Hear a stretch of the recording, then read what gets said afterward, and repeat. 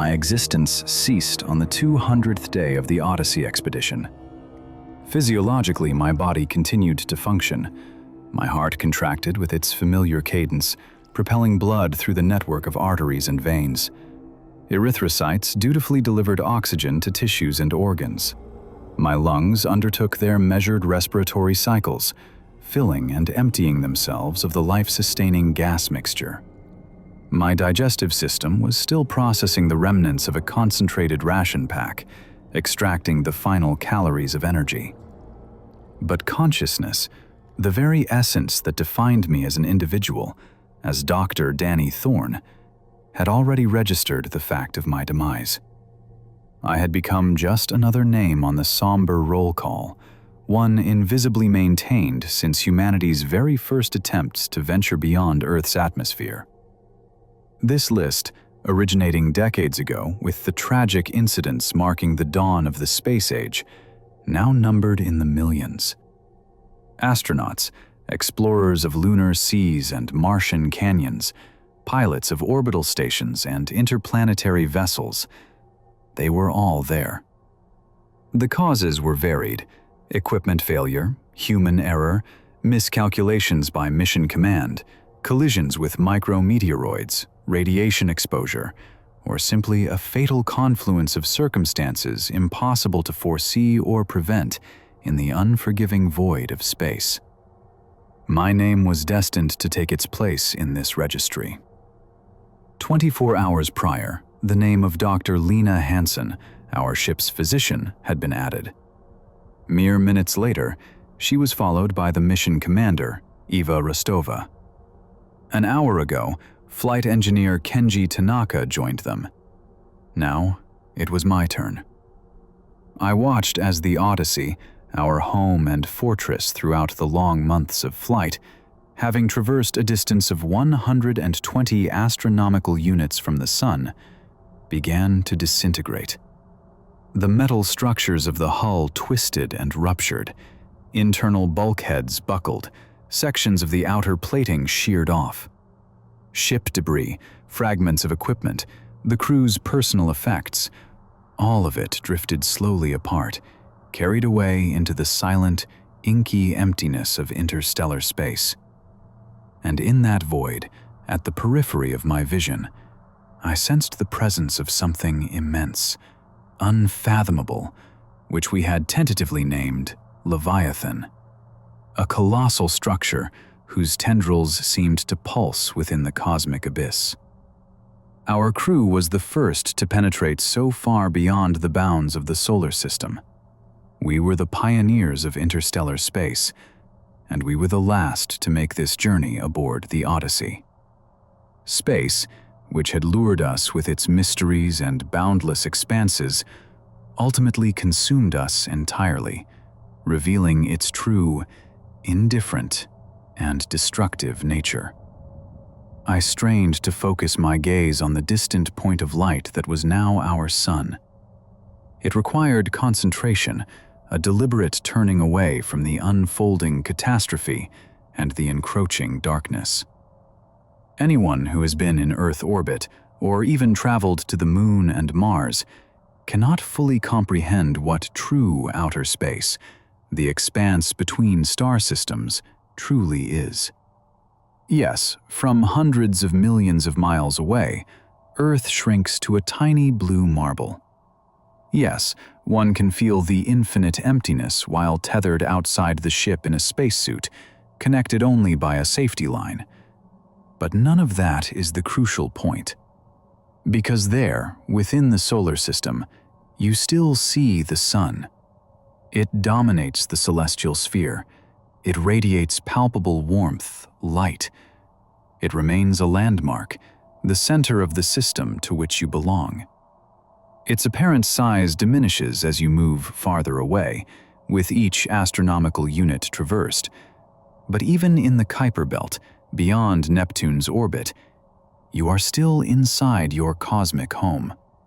You are enveloped by the heliosphere, the giant bubble created by the solar wind, the stream of charged particles emanating from the star. You are still under the gravitational influence of the G2V yellow dwarf. But everything in the universe has a limit, a boundary, even the heliosphere. And now, here, beyond that boundary, our sun appeared as nothing more than a bright, sharp point against the black velvet of the interstellar void. Indistinguishable from the nearest star system, Alpha Centauri, or the distant red giant, Betelgeuse. We had crossed that invisible line. The crew of the Odyssey had spent 7 long months traveling from Terminal Station, humanity's outpost situated in a stable orbit beyond Neptune, to the termination shock, the region where the pressure of the solar wind balances against the pressure of the interstellar medium. 7 months of monotonous flight through the void, where the only events were scheduled ship systems checks, scientific measurements, and communication sessions with base, the signals from which took agonizingly long to reach us.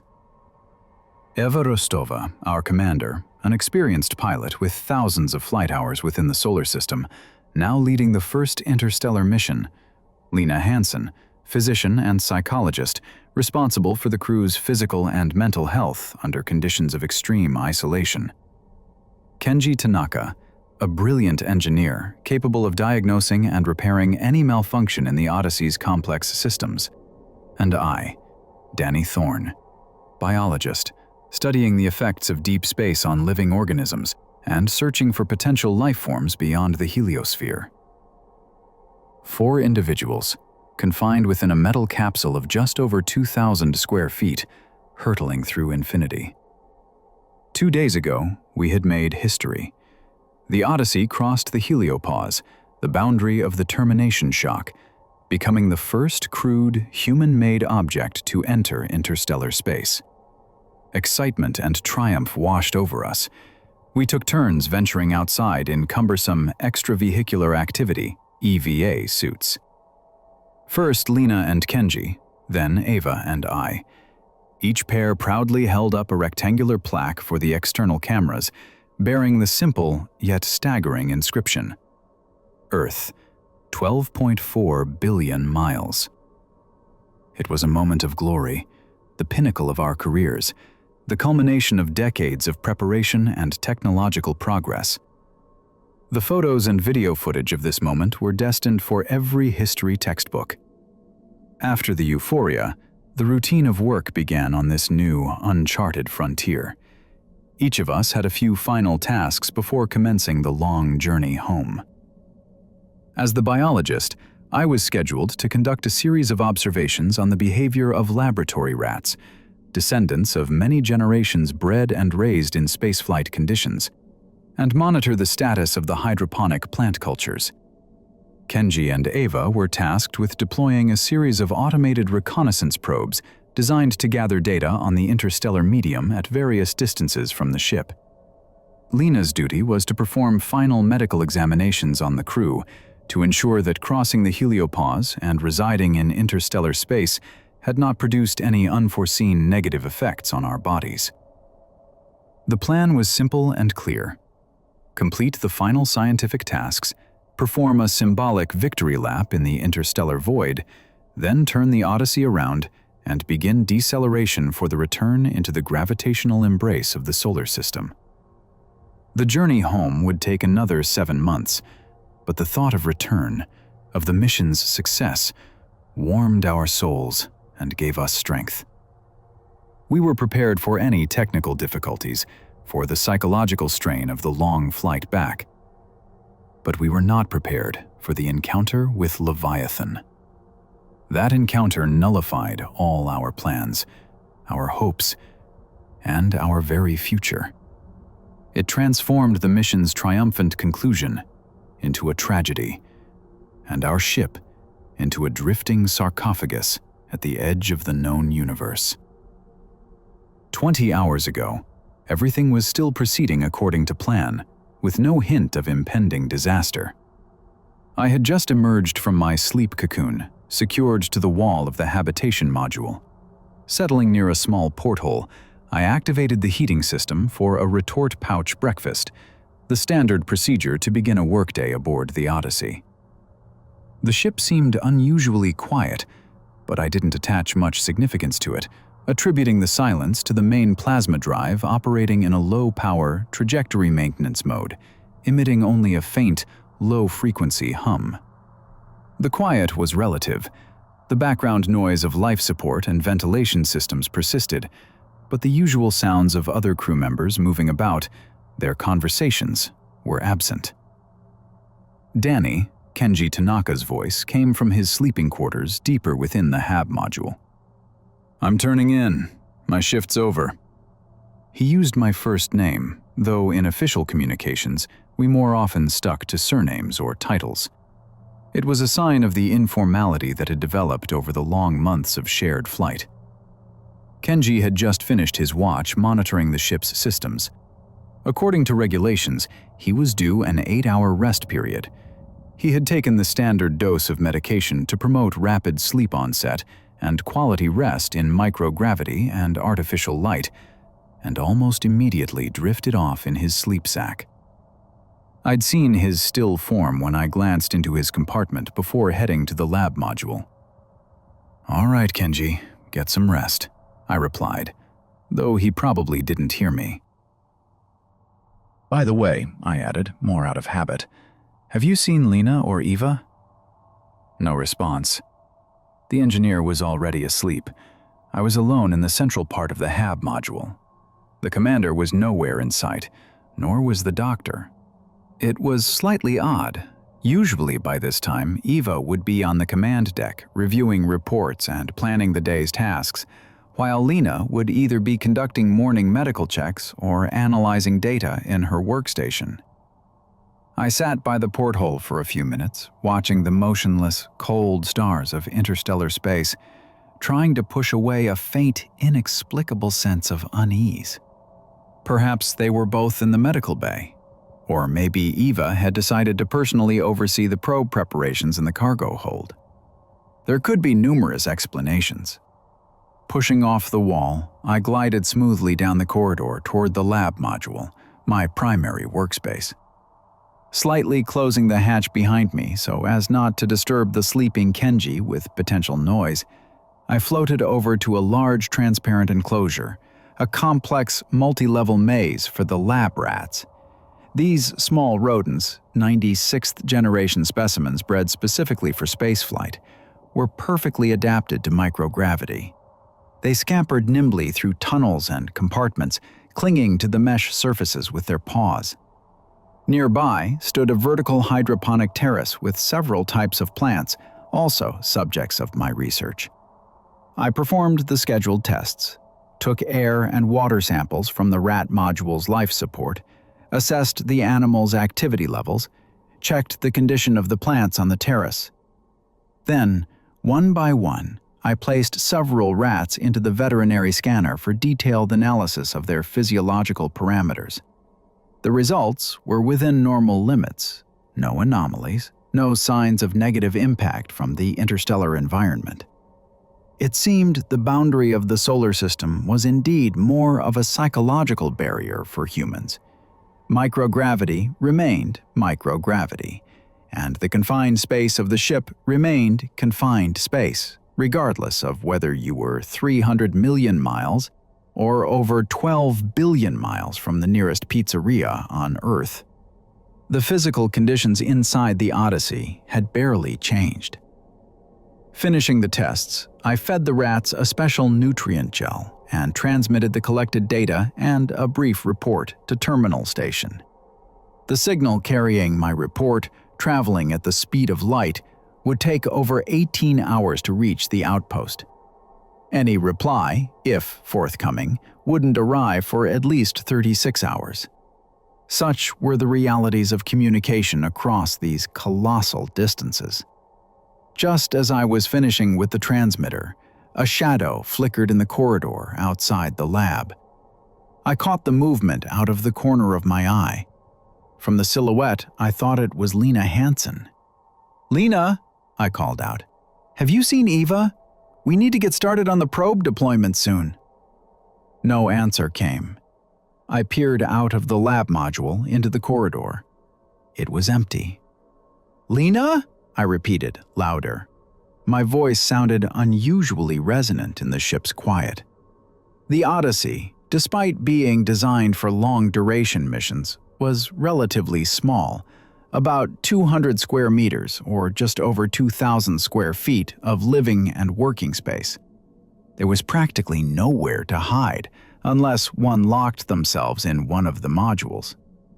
A slight worry began to blossom into genuine anxiety.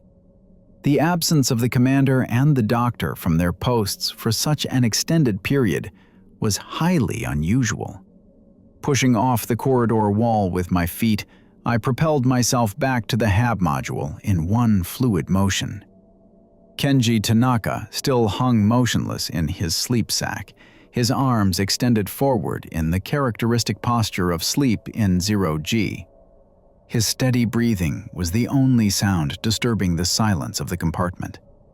Unless Lena and Eva had somehow dematerialized or undergone a phase transition, which contradicted all known laws of physics, there was simply nowhere for them to have gone off the ship. Unless… The thought seemed absurd, but I decided to check anyway. I made a quick sweep of all accessible compartments on the Odyssey: the command deck with its rows of monitors and control panels, the medical bay with its diagnostic equipment and supply lockers, the small galley, the sanitation unit, the cargo hold where supplies and equipment, including the reconnaissance probes, were stored. Everywhere was empty. No sign of Lena or Eva. I returned to the HAB module, to the sleeping engineer. Anxiety had escalated almost to panic. "Kenji," I shook his shoulder firmly. He didn't react immediately, then stared at me for several seconds with a clouded gaze, trying to pierce the veil of sleep to understand who I was and what was happening. What is it, Danny?" he mumbled. "Where are Lena and Eva?" I asked, trying to keep my voice calm, but it still trembled. I hooked a hand onto a ceiling grab bar and hovered over the engineer. "They're nowhere on the ship." The realization of my words instantly wiped the remnants of sleep from Kenji's face. He immediately pulled himself out of the sleep sack. "Are you sure? Did you check everywhere?" "Yes, every compartment. They're gone." Did you check the airlock?" he asked, faltering slightly. "The airlock? Are you serious?" I couldn't believe my ears. "Are you suggesting they decided to go for a walk? Together? Without warning? That's a flagrant breach of protocol." Kenji didn't argue. He shot across to the control console, where the surveillance system monitors were located, and activated the recordings from the internal security cameras. The system logged all movement within the ship. Going outside into open space wasn't technically difficult. Modern EVA suits were designed to be donned without assistance. Clipping a safety tether to a hardpoint on the hull and cycling the airlock, a procedure manageable by one person. But regulations strictly forbade unauthorized and solo EVAs.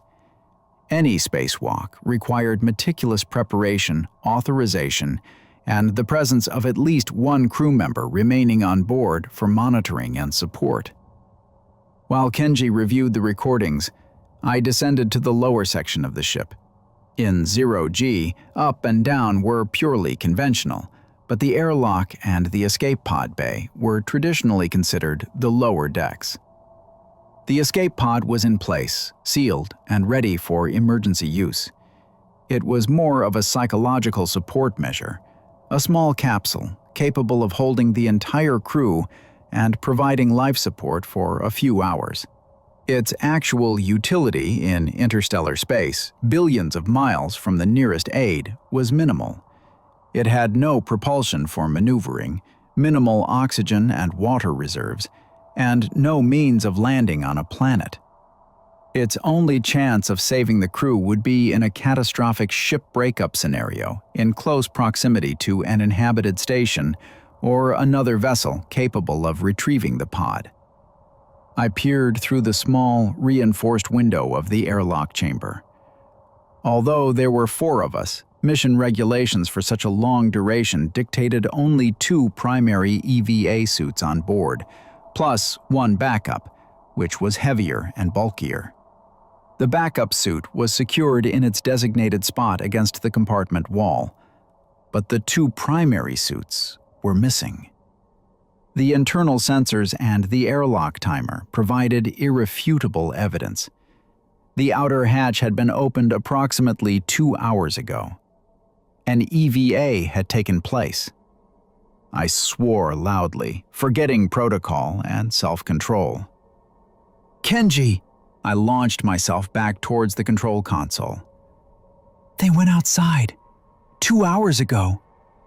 The engineer gave a short nod, his eyes fixed on the monitor. "I see it." He pointed at the screen. The recording from the camera mounted in the corridor outside the airlock showed 2 figures in spacesuits, Eva Rostova and Lena Hansen. They were moving quickly, glancing back over their shoulders as if fearing something or someone behind them. Suddenly, Lena stopped abruptly and pressed a gloved hand to her helmet near her mouth, a gesture that could signify shock or an attempt to stifle a scream. Eva, without hesitation, shoved Lena towards the airlock chamber and slipped inside herself. A red indicator light above the hatch illuminated. The depressurization sequence, equalizing pressure with the external vacuum, had begun. Lena Hansen froze momentarily in the corridor, seemingly paralyzed. Kenji zoomed in on her helmet. Even through the tinted visor, the expression of extreme terror on the doctor's face was visible. A woman with years of spaceflight experience, known for her composure. And whatever frightened her clearly wasn't the commander's actions. She instinctively pressed herself against the bulkhead, pulling her head down into her shoulders. Then, slowly, as if afraid of attracting attention, she drifted towards the airlock, continuously peering back down the corridor from which they had just emerged. A moment later, Lena disappeared from the camera's view, following Eva into the airlock. The red indicator light went out, then lit up again, signaling the start of the depressurization cycle for the second person. And then the image on the monitor flickered. Heavy static crawled across the screen, and the recording cut out. The camera went offline for several minutes. When the feed resumed, the corridor was empty. Only Kenji and I remained on the station. Kenji and I were silent, staring at the frozen image of the empty corridor on the monitor. The quiet in the control room felt oppressive, broken only by the soft hum of the electronics cooling systems. What we had seen on the recording wasn't just strange, it was terrifying and utterly inexplicable. The behavior of the commander and the doctor, their palpable fear, the hasty, unauthorized spacewalk, and then the sudden failure of the surveillance camera. It all painted a picture of some irrational, catastrophic event. How could you not have heard that? I finally asked, breaking the silence. The question was unfair.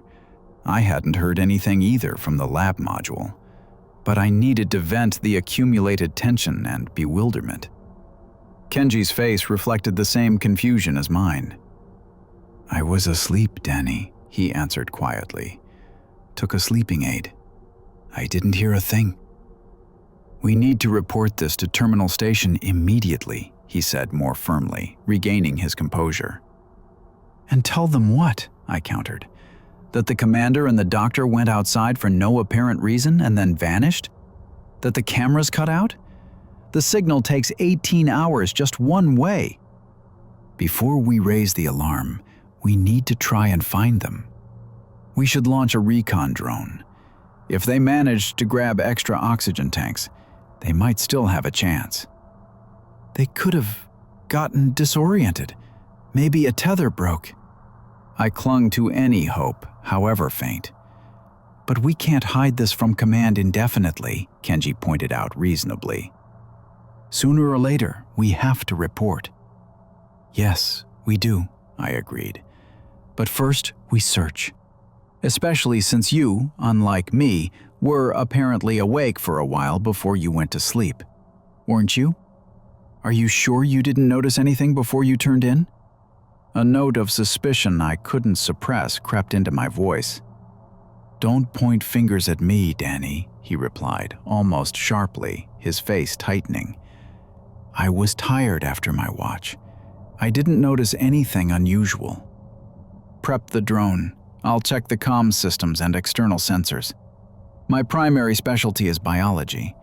My area of responsibility covers living organisms and the search for signs of life. But on long-duration space missions, every crew member undergoes cross-functional training.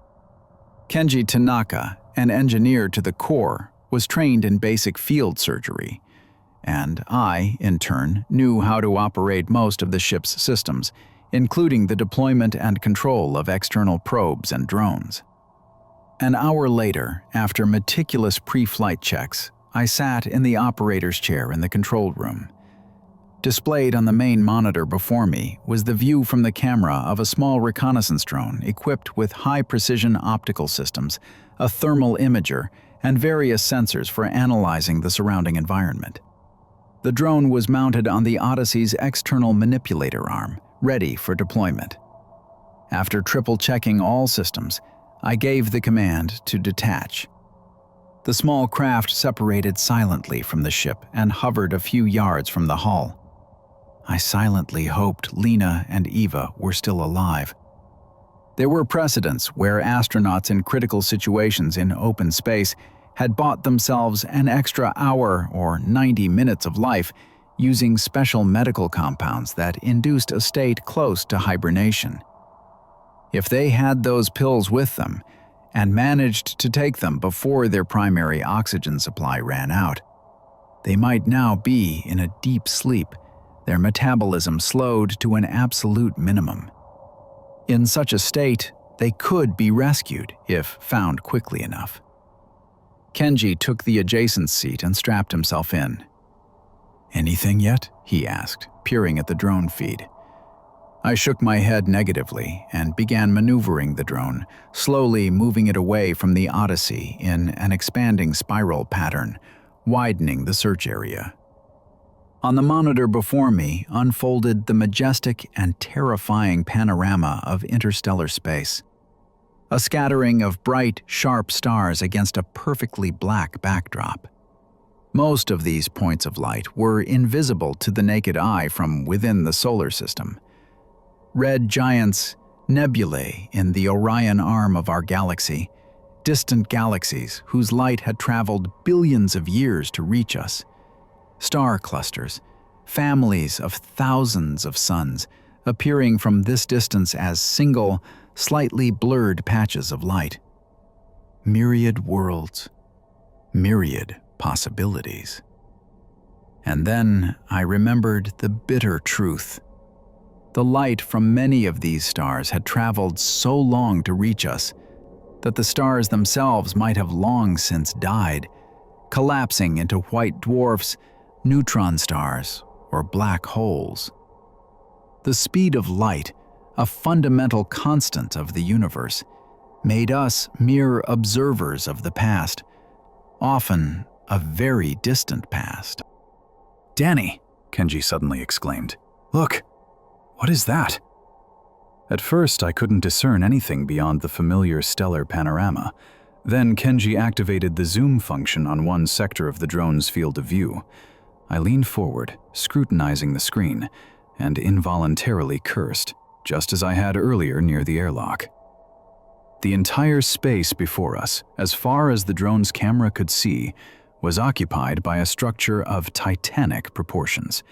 It was not an asteroid, not a comet, not any known natural celestial body. It was some kind of framework, a lattice or grid with irregular asymmetrical cells and ragged edges.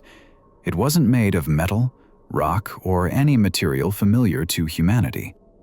The substance seemed dark, almost black, yet it didn't completely absorb light, but rather refracted it strangely.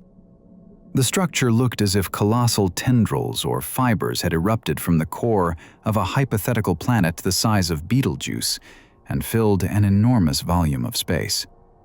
Faint, irregular flashes of pale, cold light, like static discharges or the bioluminescence of deep-sea creatures, occasionally rippled across these tendrils.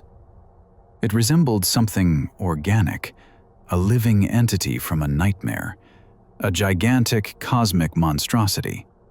And yet, there was something profoundly unnatural, artificial in its forms, in its geometry, as if it had been created by some alien, incomprehensible, and perhaps insane intelligence. "How big is it?" I whispered, unable to tear my gaze from the monitor displaying the image of the colossal structure. My voice came out hoarse, as if I hadn't spoken for a long time. "Hard to say precisely without reference points," Kenji replied thoughtfully, his fingers flying across the keyboard, trying to retrieve data from the drone's sensors. "Determining the distance is impossible right now, but based on the angular size, several thousand miles across, minimum, and this is likely only the part we can see. It could extend much farther." Several thousand miles?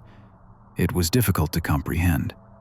The structure was comparable in size to large planets, or perhaps even exceeded them, and it was here, in the interstellar void, where, according to all our understanding, there should be nothing but rarefied gas, dust, and elementary particles.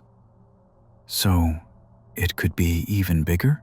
I asked again, feeling a chill run down my spine. "And it's not," I trailed off, hesitant to voice the word lingering on my tongue. The word artificial. In the professional circles of astronauts and astrophysicists, any talk of aliens or extraterrestrial civilizations was considered poor form, a sign of amateurism or even mental instability. Any crew member who began seriously discussing little green men or flying saucers would first receive an informal warning. If the person persisted in their fantasies, an official reprimand could be entered into their personnel file, and in severe cases, they could be grounded back on Earth for professional incompetence. The temptation to attribute any anomaly, any off-nominal situation to the interference of hypothetical aliens was too great. "Not of natural origin," Kenji finished for me, his voice even, but I detected tension beneath the surface. "I agree. This doesn't resemble any known natural phenomenon." The longer I stared at the image on the monitor, the stronger the feeling of irrational fear grew. This structure was utterly alien, fundamentally wrong according to our perception of the universe. There was something deeply unsettling, disturbing, viscerally repulsive about its asymmetrical form, the dim, wandering glimmers, the way it filled the space surrounding us. The colossal tendrils composing the structure seemed to pulsate slowly, like the giant blood vessels of a living organism. Or perhaps it was just a play of light and shadow, a trick of the eye, amplified by stress and the sheer strangeness of the situation. I couldn't look at it anymore.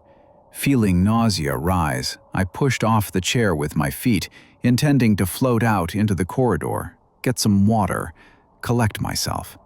But Kenji abruptly grabbed my sleeve. "Wait, look!" The drone was still continuing its slow movement along the programmed search trajectory, its cameras scanning the surrounding space. And at that moment, the camera mounted on the drone's starboard side registered a faint glint of light against the dark mass of the Leviathan. It wasn't starlight. The light was too localized, intermittent. Kenji quickly adjusted the drone's orientation, aiming the main camera at the light source and engaging maximum zoom. Two figures appeared on the screen. Two spacesuits.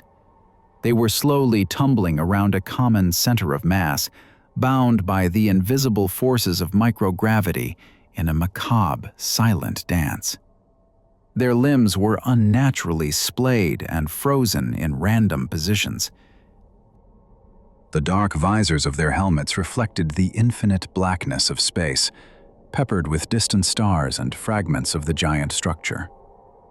It was Eva Rostova and Lena Hansen. I guided the drone closer, maneuvering with extreme care to avoid colliding with the bodies. The image on the monitors sharpened. Our dead comrades appeared before us in the full, tragic clarity of their demise. The strip of biomedical indicators integrated into the upper part of the helmets, readable by external scanners, showed zeros across all parameters. Complete cessation of vital functions. No heartbeat, no respiration, no brain activity. Eva Rostova and Lena Hansen had joined that somber list of those lost in space. There were no more doubts, no more hope. Kenji and I were alone aboard the Odyssey, billions of miles from home, adrift beside the bodies of our colleagues, and facing something incomprehensible and potentially hostile. 10 hours later, Kenji and I were still sitting in the control room. The silence pressed down with its weight. We were both lost in our own thoughts, trying to process what had happened and figure out what to do next. I thought about the radio signal currently hurtling through the outer reaches of the solar system, through the hypothetical Oort cloud, towards Terminal Station. In it, Kenji had briefly and dispassionately reported the tragic deaths of Commander Rostova and Dr. Hansen during an unauthorized EVA, and stated our intention to begin preparations for an emergency return. He also mentioned the discovery of a large-scale anomalous structure of unknown origin in the ship's immediate vicinity, but without excessive detail or emotional assessment. Let base figure out what it is and how to react, he had told me after sending the message.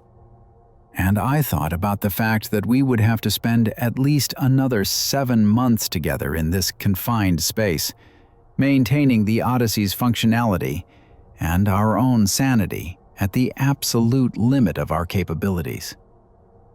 How could we have missed them? The question haunted me relentlessly. How could we not have noticed, not heard, 2 crew members preparing for an EVA, leaving the ship? Guilt mingled with fear and grief. I designated it Leviathan in the ship's log, Kenji said suddenly, breaking the long silence. Had to call the structure something. Leviathan, I repeated. The name seemed fitting, a biblical sea monster of immense proportions. We need to sleep, the engineer stated firmly, rising from his chair.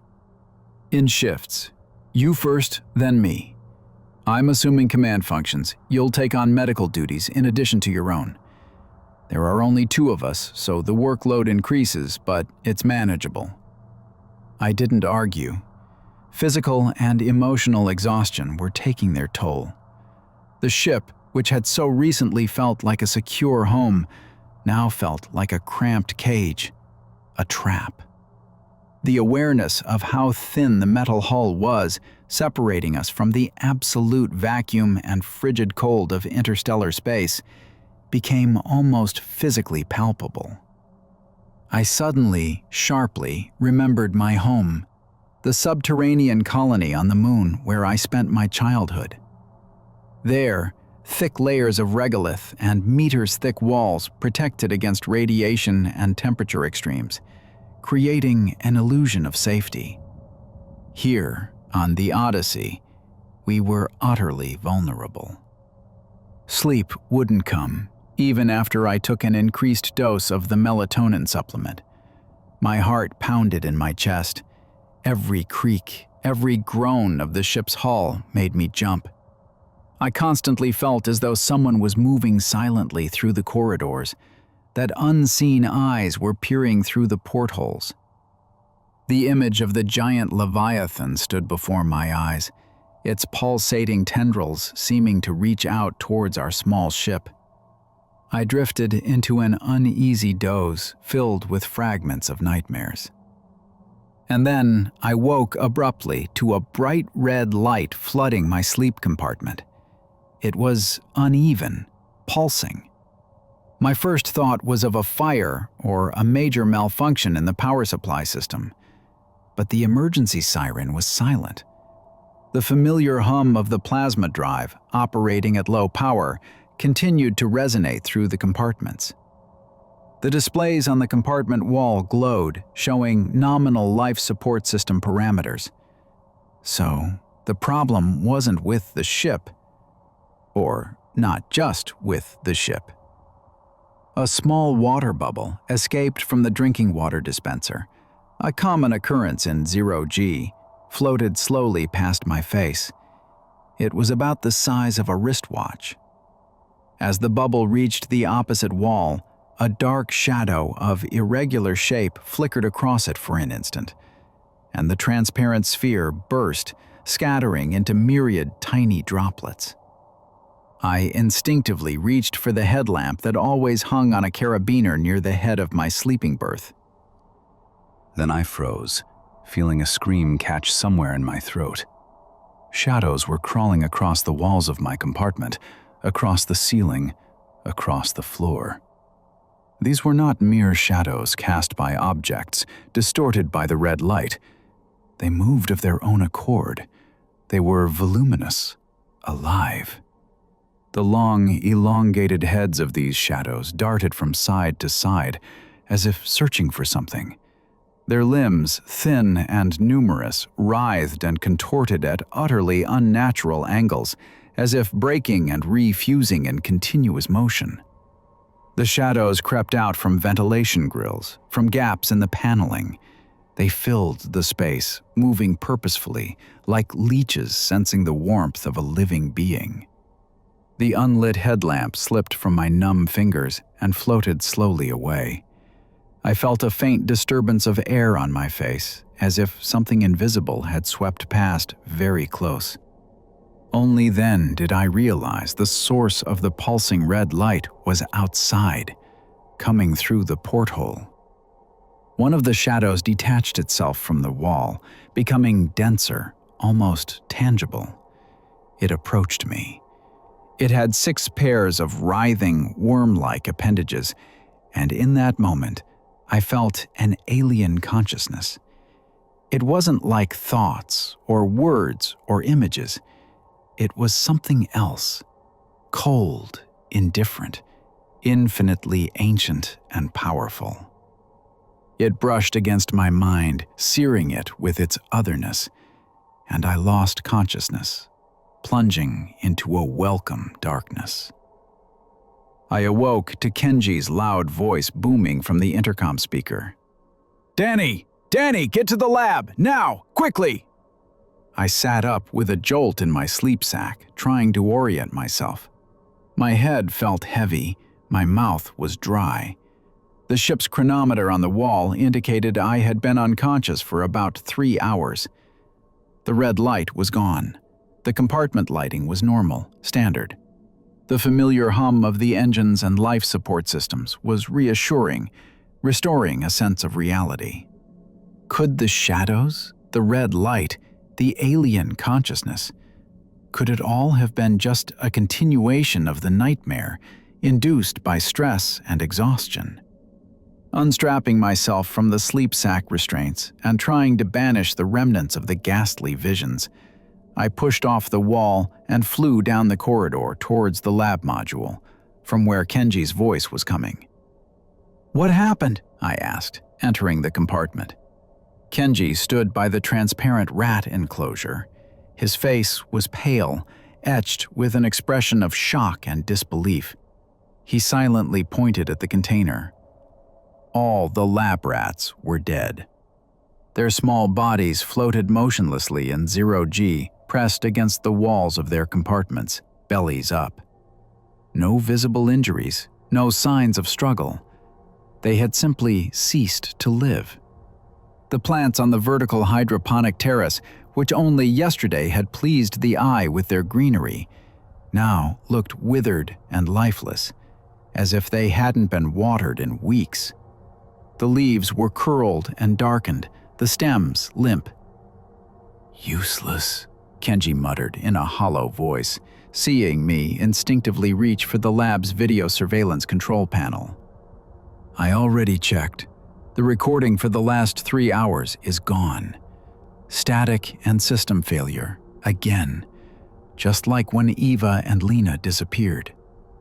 "There's something here," I finally said, my voice firm despite an inner tremor.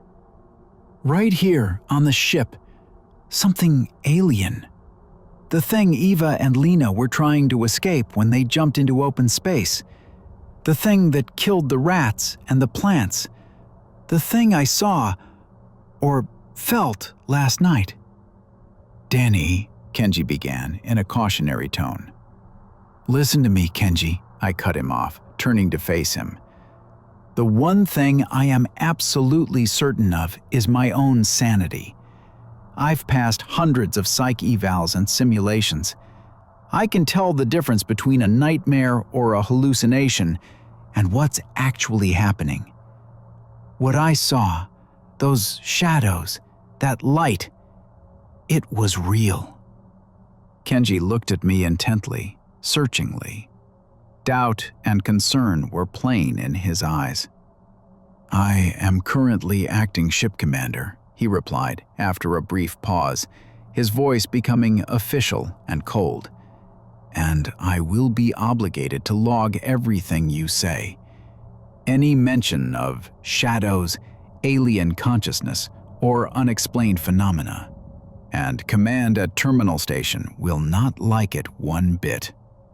They'll attribute it to stress, isolation, maybe some unknown effect of the interstellar environment. Are you sure you want to risk your astronaut career and face a lengthy medical debriefing and possible grounding back on Earth upon return? Think carefully. I've never even been to Earth." A sudden surge of anger mixed with despair overwhelmed me. "I'm a third-generation colonist, raised on the moon. Just like those rats, a product of an artificial environment. Ground me, big deal." I'll settle somewhere near the equator under a habitat dome and lie on an artificial beach under an artificial sun every day, enjoying the gravity. But just hear me out, Kenji, please. And I told him everything. About the red light, the crawling shadows, their unnatural movements, the feeling of an alien, cold presence. I tried to speak as dispassionately as possible, like a researcher describing an observed phenomenon, carefully avoiding the direct use of the forbidden words aliens or extraterrestrials. In astronautics, those terms were taboo. The temptation to blame any unexplained incident, from mysterious probe disappearances in Mars's Labyrinthus Noctis to inexplicable equipment failures on Venusian stations, on malicious alien interference, was too strong. Kenji listened silently, without interrupting, his face impassive. When I finished, he stared for a moment towards the porthole, beyond which hung the motionless bulk of the Leviathan. "Have you ever heard of the ant in the forest paradox?" he finally asked quietly. Michio Kaku described it back in the early 21st century. "Remind me," I requested, not understanding his point. "Imagine an anthill in the middle of a huge national park somewhere in the Rockies," Kenji began. 2 miles north of the anthill, engineers start building a new superhighway. They use heavy machinery, explosives, communication equipment. The question is, can the ants understand what's happening? Can they tune into the workers' radio frequencies or comprehend the purpose of building the road? No, of course not, I answered. They're completely different levels of complexity and perception. Kenji gave a short nod and continued. So, the builders are working, laying down the highway. Suddenly, an emergency broadcast comes over the radio. A massive forest fire has started. Uncontrolled, spreading rapidly. A wall of flame is moving towards the construction site, destroying everything in its path. Trees, animals, small settlements. It can't be stopped with the available resources. The builders quickly pack their tools, move the equipment to a safe distance, and drive away, saving their lives long before the suffocating smoke and heat reach them. And the anthill? The anthill burns, along with the ancient pines, the birds, the deer, along with any people who didn't evacuate in time. When the fire is over and rains fall on the cooled ashes, the builders will return. They'll assess the damage, start up the surviving machinery, and continue building their road, connecting distant cities. He fell silent, looking at me. And you're saying the Leviathan is just someone's abandoned construction site? Or equipment? I asked, trying to grasp his meaning. Possibly, Kenji replied. Something incomprehensible to us, like the highway to the ants.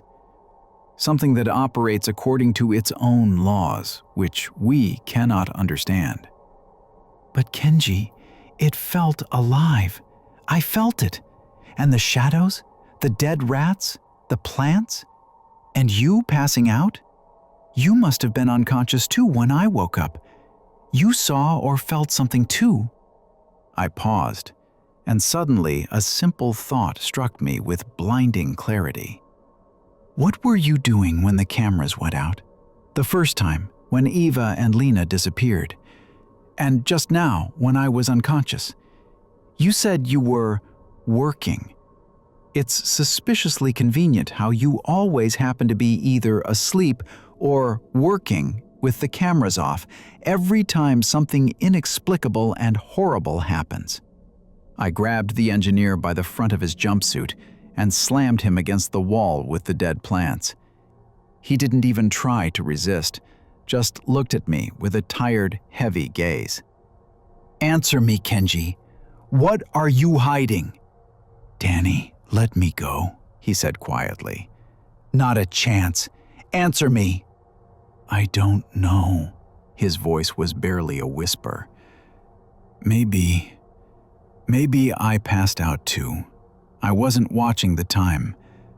I don't know what's happening. Let me go, please, and calm down. I released my grip. Kenji slowly floated a couple of feet away from the wall, adjusting his jumpsuit. In 10 hours, we begin the turnaround and deceleration maneuver for return to the solar system, he said, his voice back to its usual, even tone.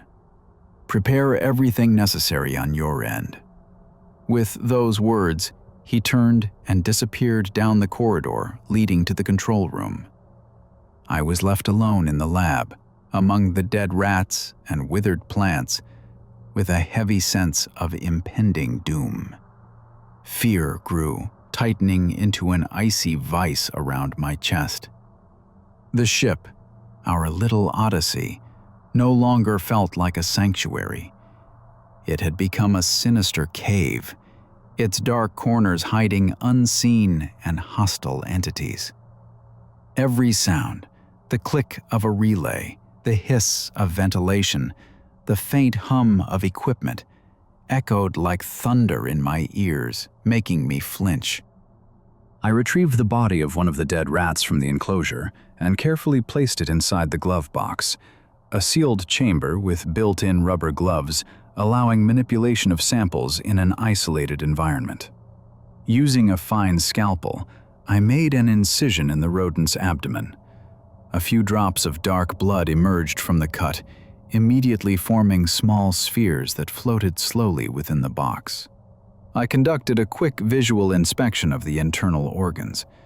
No visible damage, no signs of disease or poisoning by any toxins known to me. The rat's homeostasis had simply ceased. Vital functions had stopped for no apparent reason, as if someone invisible had just flipped the switch of life off. I wanted to go home.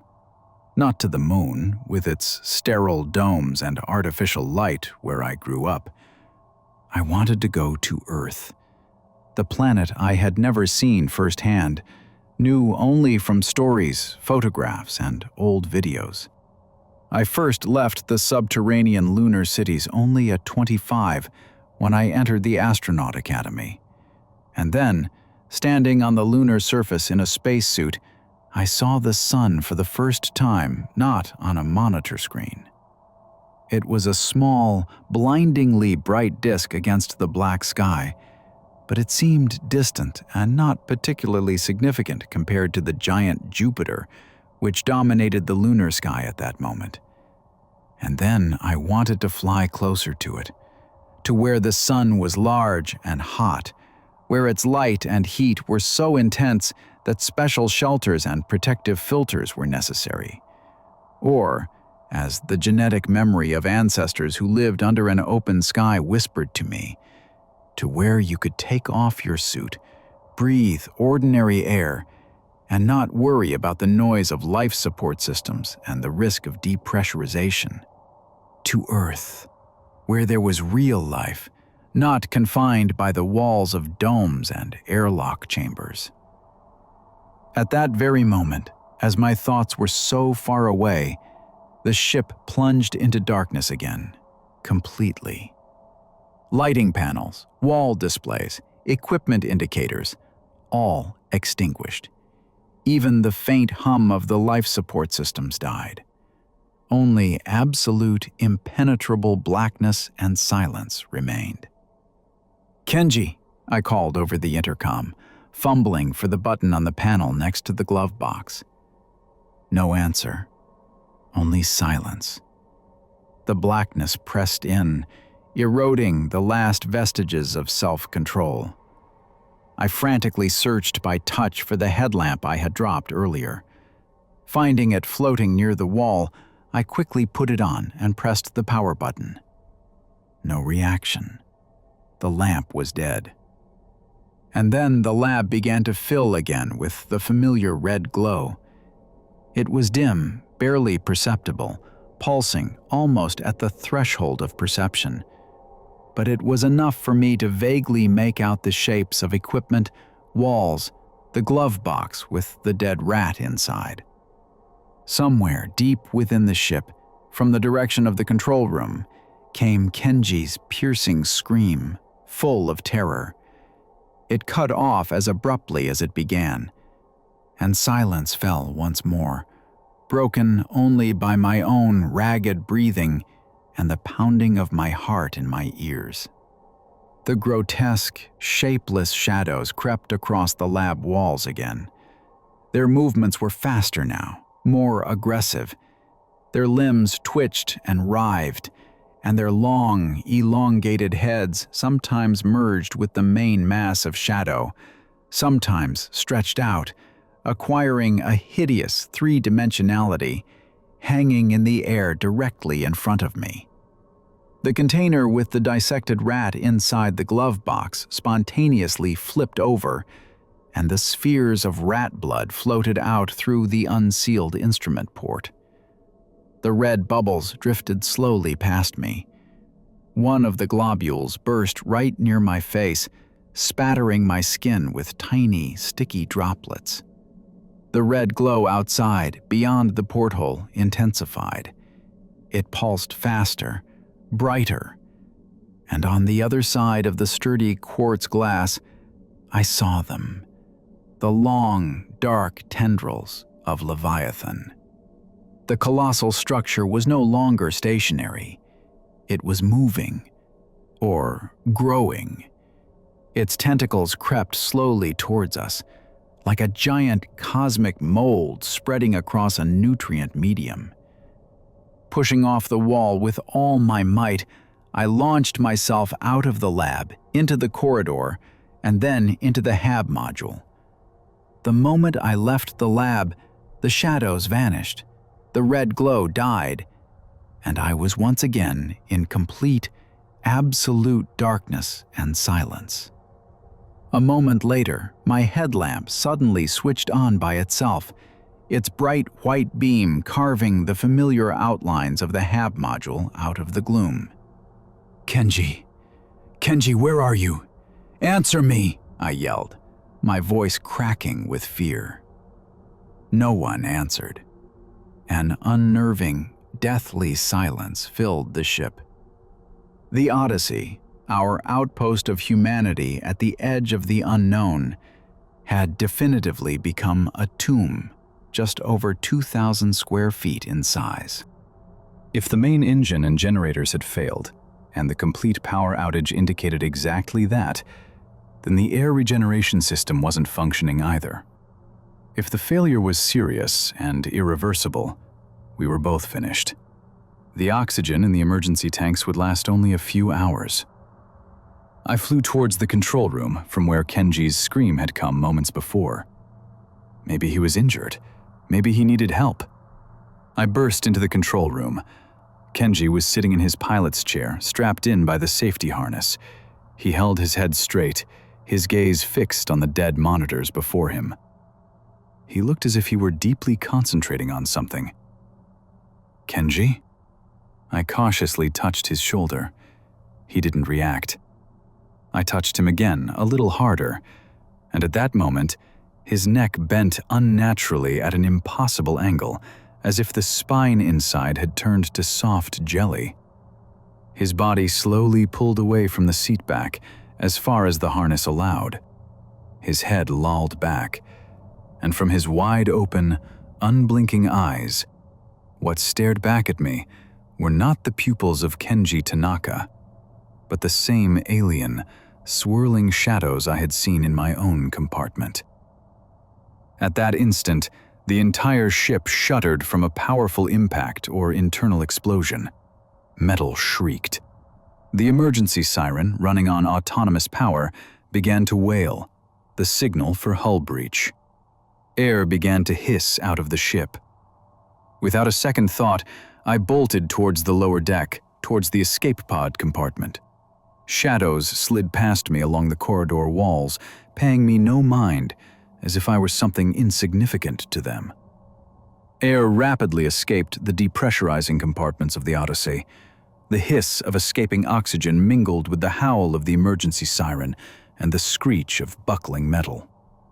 I reached the escape pod bay. The manual hatch release lever yielded only with immense effort. The doorframe must have been warped by the impact or hull deformation. I threw my entire weight against it, feeling my lungs burn from oxygen deprivation. Finally, the mechanism gave way, and the heavy hatch swung open with a groan into the cramped space of the pod. I scrambled inside and, with my last strength, slammed the hatch shut behind me, cranking the massive sealing wheel. The pod's life support systems automatically activated. Dim emergency lights flickered on, fans whirred, feeding precious oxygen into the small space. Indicators lit up on a small internal screen, numbers and symbols, some in English, some in Japanese, reflecting the multinational development team. Pressure stabilized, oxygen level sufficient. But the timer showed relentless numbers. The air supply would last only a few hours, a negligible duration by cosmic standards. There was no chance of rescue. I was already a dead astronaut, simply granted a brief stay of execution. Wasting no time, I strapped myself into the pod's single seat and pulled the large red emergency jettison lever. Pyrotechnic bolts fired, separating the escape module from the agonizing hull of the Odyssey with a deafening clang. The pod jolted violently. Through the small porthole, I watched our ship, our home, break into two large sections with an unbearable screech of metal that transmitted even through the vacuum as vibrations along the pod's hull. The emergency siren on the Odyssey's wreckage continued its shrill wail for a short time before finally falling silent as its systems were destroyed or lost power. The ship's debris slowly drifted apart, tumbling and rotating, carried away into the infinite void.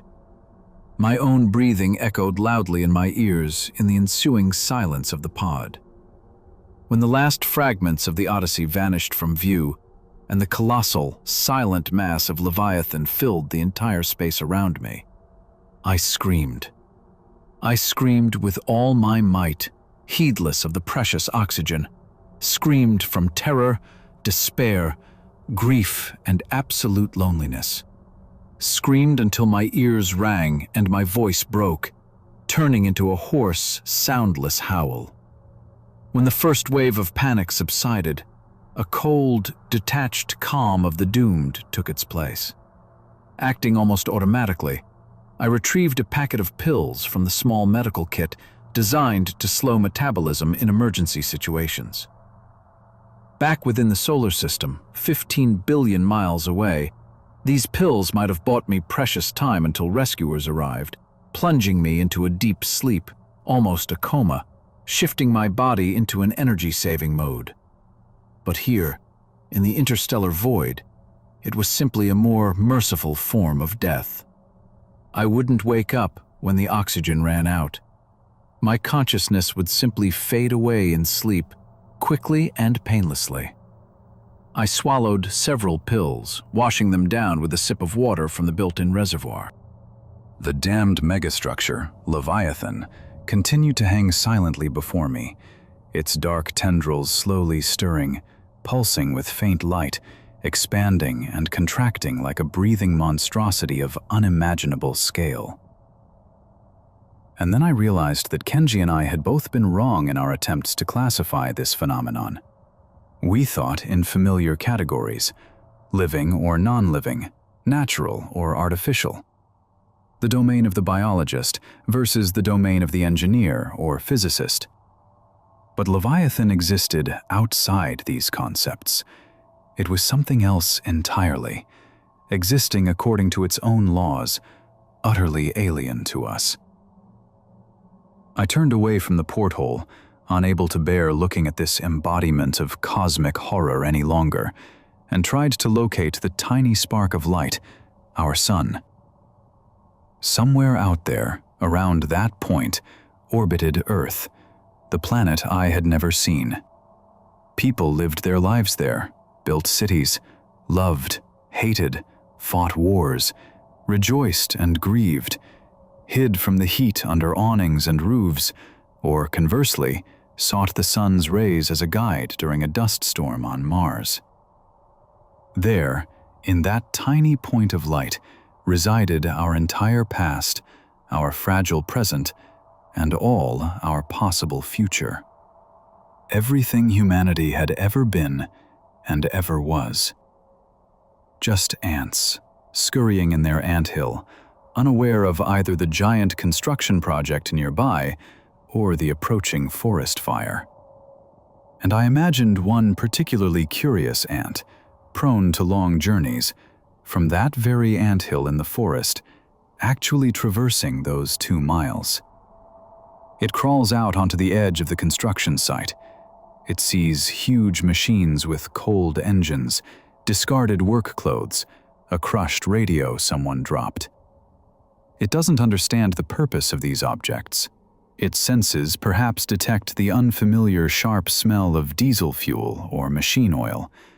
Maybe it even hears the distant wail of fire sirens or the thrum of a helicopter, but it cannot interpret these sounds. The ant crawls across the smooth concrete, across the cold metal treads of a bulldozer, and then, finding nothing interesting or edible, turns around and heads back into the forest on its ant business, home. It returns to its anthill and rejoins the monotonous labor of its kin, only to burn along with the entire colony that same evening when the wall of fire reaches them. I glanced back at Leviathan. What should humanity truly fear? The hypothetical builders who might someday return for their abandoned equipment after the fire? Or the fire itself, the force that made them hastily abandon this place? Consciousness began to slowly fade under the effect of the pills. My eyelids grew heavy as lead.